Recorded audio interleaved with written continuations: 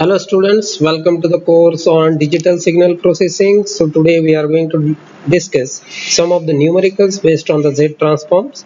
So let's proceed for the numerical part. Let's say this is what one of the numerical given to you. So in this numerical it is asked to find out the Z transform for x of n is equal to u of n minus 0.5 raised to n u of n.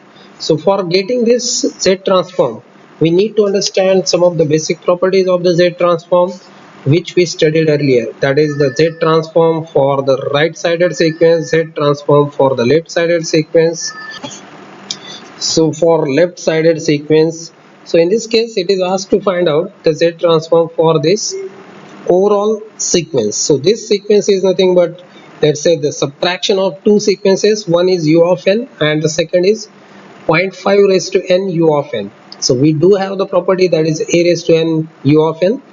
So that is well suited for this first case as well as for the second. So for the first case, a is 1, so it is nothing but 1 raised to n u of n.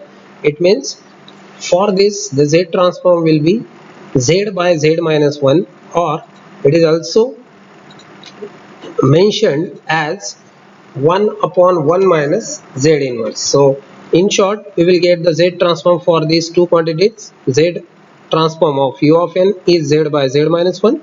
Z transform of 0.5 raised to n u of n is Z by Z minus 0.5.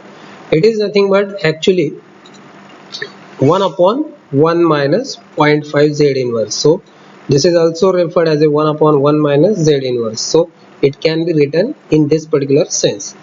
So overall Z transform will be what? X of Z is equal to Z by Z minus 1. This is referring to the Z transform of u of n, minus this sign is due to the negative sign which is over here, Z transform of 0.5 raised to n u of n. So that is how it is reflecting in this overall X of Z for this given conditions. Now let's proceed to the next. In the next example, it is asked to find out again the Z transform. This time the example is given like 0.5 raised to n minus 5 u of n minus 5. So the condition is given where u of n minus 5 is equal to 1 for n greater than equal to 5. So that is quite obvious when we plot the u of n minus 5. So let's say at certain stage, if this is what the value, let's say plus 5. Okay, so from this the signal will be 1 from here onwards, but from the left side, so at the left side if someone want to proceed, it is 0. So that is what mentioned in the condition. So the condition is like this: u of n minus 5 is equal to 0 for n less than 5. So here for this entire portion it will be 0.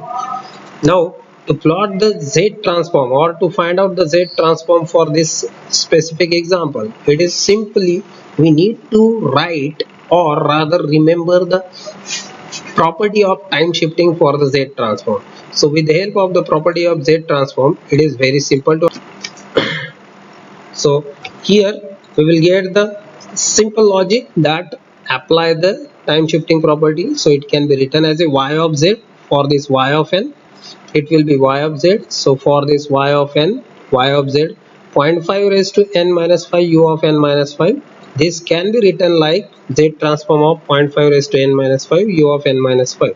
So further it is simplified like the term which is mentioned over here, like Z raised to minus 5. So let me just add here Z raised to minus 5 Z transform of 0.5 raised to n u of n. So this is with respect to the application of the time shifting property. So once we got this, so what is the Z transform for this particular quantity which is just mentioned? It is Z by Z minus 0.5, because 0.5 is nothing but the value of a. So it is compared with a raised to n u of n. So this is how Z raised to minus 5 Z by Z minus 0.5. This is what y of Z. So after simplification we will get the final value which will be like Z raised to minus 4 Z by Z minus 0.5. Okay, so this is what the entire Z transform for the given example. Let's proceed for the third example. In the third example, we can just able to grab it what exactly this particular example said. So here for the given sequences x1 of n, 3 delta of n plus 2 delta of n minus 1, and the second sequence which is given, that is x2 of n is equal to 2 delta of n minus delta of n minus 1. So for these two sequences we are being asked to find out the Z transform of their convolution. So this line is important. So we are being asked to find out the Z transform of their convolution. Now here we need to remember what exactly the property of convolution of Z transform. So when we want to find out the Z transform of two sequences in a convolution format, it will give simply the multiplication of these two in a Z transform format. So we need to obtain here the simple task, that is obtain the Z transform of x1, so that will be nothing but x1 of z. Similarly, obtain the Z transform of this x2 of n, that is nothing but x2 of z.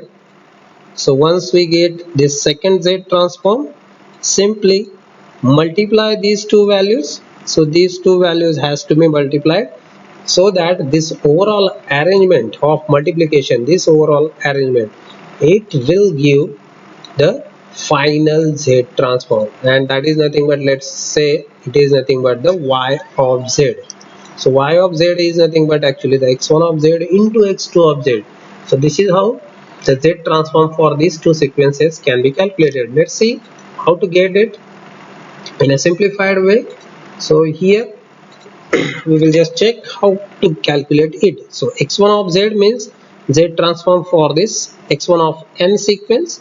So for this x1 of n sequence, it is 3 delta of n plus 2 delta of n minus 1. So for this is x1 of z is equal to 3 plus, why? Because the Z transform for the delta of n is 1. Similarly, delta of n minus 1 will have the Z transform, that is z raised to minus 1, by application of the time shifting property. It is nothing but x of n minus k will have the Z transform z raised to minus k x of z. So once it is done for this first case, that is x1 of n, same is applicable for x2 of n. It will be x2 of z. 2 delta of n will be represented like 2 only, because delta of n will have the Z transform 1. Next, minus, this minus will be as it is over here. Delta of n minus 1 means it is z raised to minus 1 into Z transform, that means it is 1.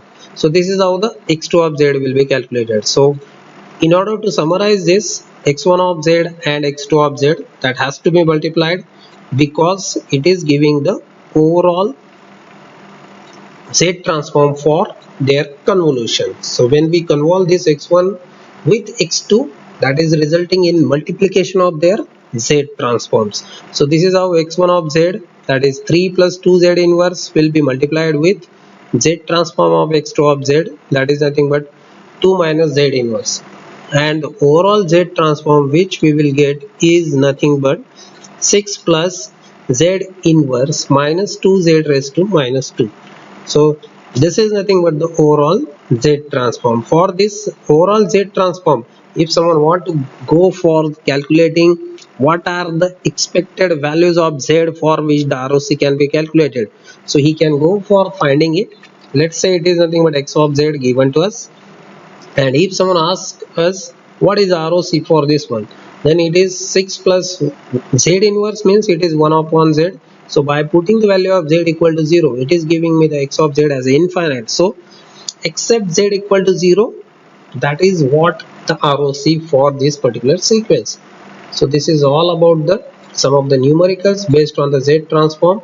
So thank you everyone. Thank you very much. In the next lecture, we will see further detailing about the Z transform. So thank you everyone. Thank you very much.